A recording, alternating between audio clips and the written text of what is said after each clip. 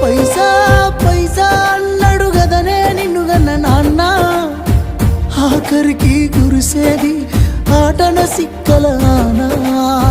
పరుగు పరుగు అంటూ తీస్తిరి గదనే పరుగు, పానం పోయినంక మోగేదే డప్పుల దరువు.